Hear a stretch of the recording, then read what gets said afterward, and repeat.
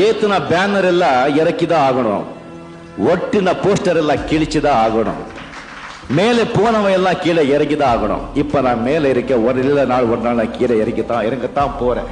அது விதி, நேச்சர். இது நிரந்தரமானது கிடையாது. எது நிரந்தரது? மனிதனா வாழணும். 10 பேருக்கு நாம உதவி செய்யறோமோ இல்லவோ உபதிரவமா இருக்கக்கூடாது.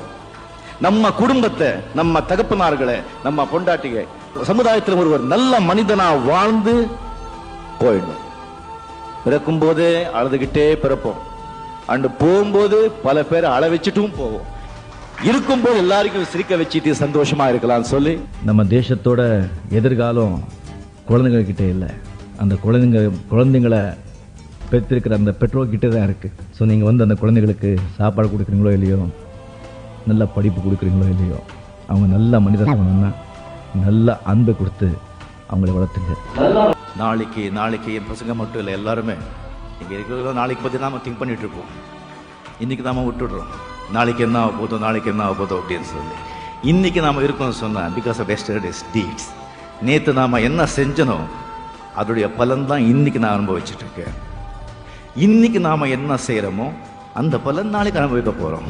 ஸோ நாளை எங்க இருக்கு? நம்ம கையில தானே இருக்கு. நாளைக்கு ஆண்டவனுங்கிறது எங்கேயும் இல்லை, நமக்குள்ளதான் இருக்கு. இந்த நான் இப்படி நான் அப்படி இவ்வளவு பணம், பொண்டாட்டி, பந்தம், சொந்தம், அது இது அப்படி செய்யணும் ஆசைகள் எல்லாம் வச்சுட்டு அந்த நிம்மதியே இருக்க முடியாது.